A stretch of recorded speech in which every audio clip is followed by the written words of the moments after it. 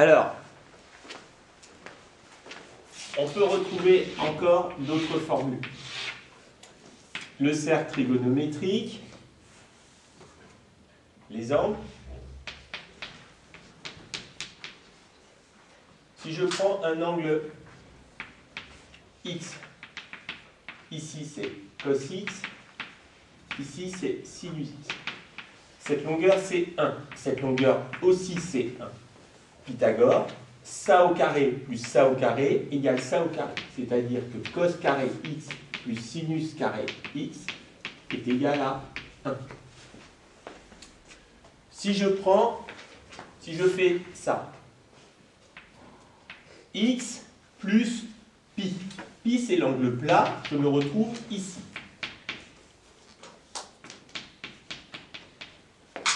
Eh bien, le cosinus celui-là, c'est l'opposé de ce nombre-là. Et le sinus celui-là, c'est l'opposé de ce nombre-là.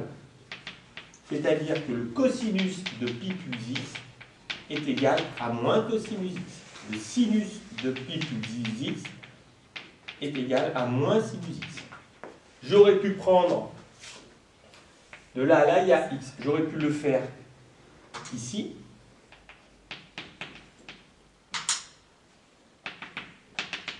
Le cosinus de pi moins x, c'est égal à moins cos x. Le sinus de pi moins x, c'est égal à sinus x. Je pourrais aussi prendre pi sur 2, et je reprends cet angle-là, là. Je suis donc à pi sur 2 moins x.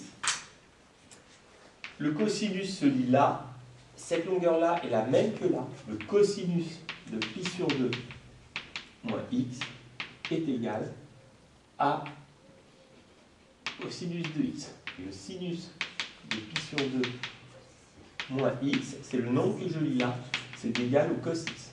Alors j'aurais pu prendre par exemple pi sur 2 plus x qui est ici.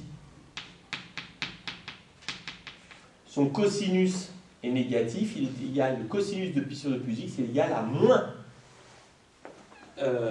sinus x.